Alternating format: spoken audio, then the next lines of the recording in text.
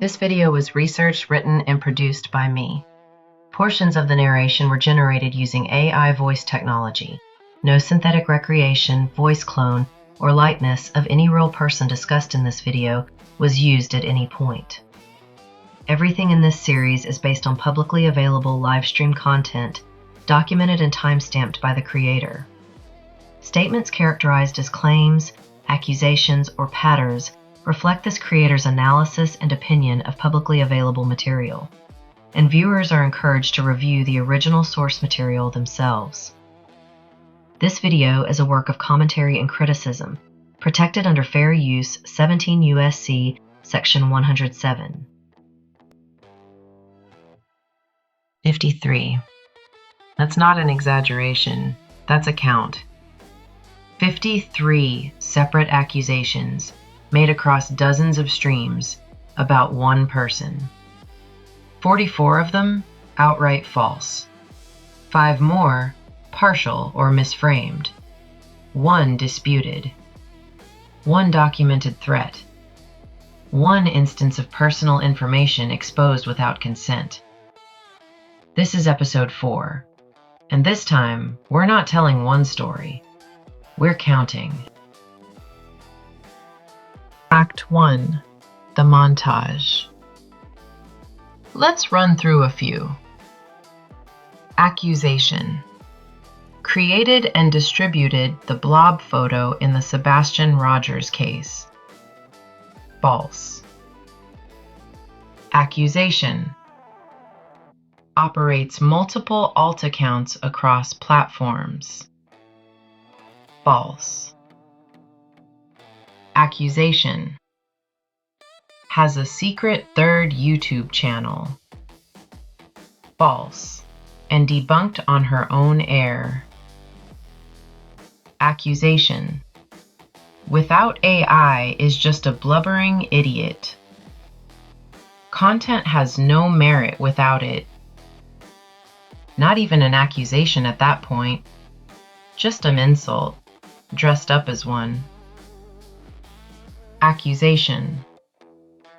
Was paid by other creators to produce content. False. Accusation. Compiled a 300+ video anti-Becky playlist and sent it to Elevated Truth. False. I found other playlists that were public and put them together. It was a public playlist, not a secret compilation, not a covert operation handed off in the shadows. A public playlist, the kind anyone could find, anyone could watch, sitting right out in the open the whole time. Accusation. Went after Trisha Talks and did her the most damage. False. A normal falling out dressed up as an attack. And here's 2 worth sitting on, because they're marked true. Accusation. Said her real name on Queen Bee's panel, deliberately. True. Weaponized. Accusation. Emailed Becky aggressively to defend Terry Lynn. True. Mischaracterized. Saying your own name out loud. Defending a friend. That's the true column. That's what counts as damning when there's nothing else to reach for. Act 2. What Crama actually owned. Now, Crama. A lot got thrown her way too.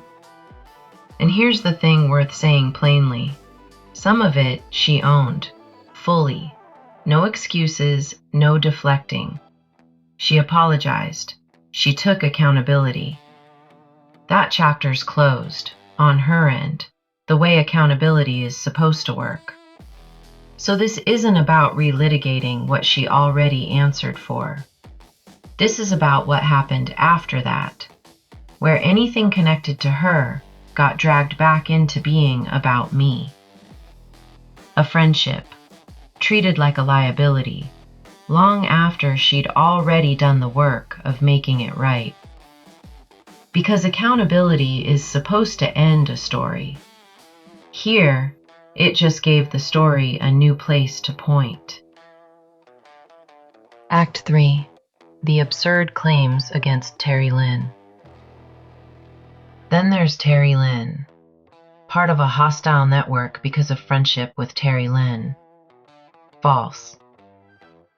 Guilt by association, labeled that way in the record in plain language. Part of a unified hostile network with Terry Lynn, Julie, and Crama. False. Guilt by association again, just with more names attached this time. Like adding people to the list makes the claim any more real. The Crama Reels/Crama network went into the Julie Skolnick situation. False. No evidence. A network. That's the word being used for a handful of women who know each other.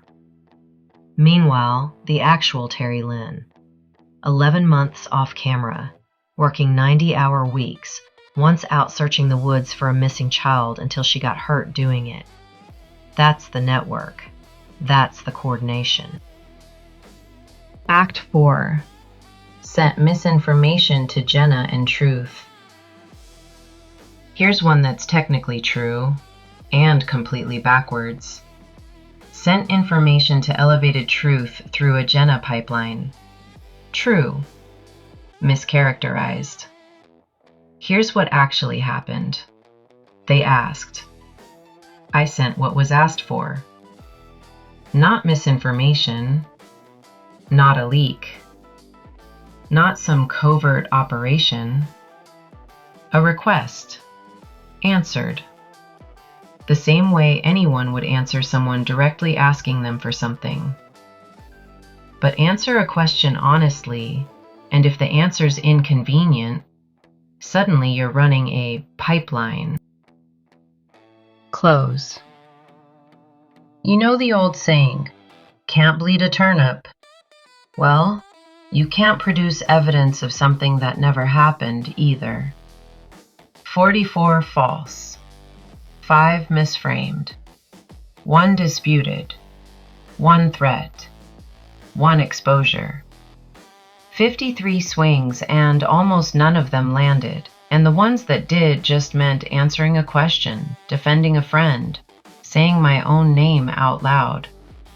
That's not a monster. That's not a network. That's not a pattern. That's just somebody who ran out of turnip a long time ago and kept squeezing anyway. Receipts don't argue. They just sit there. I'm Crama Reels. I'll see y'all in the next one.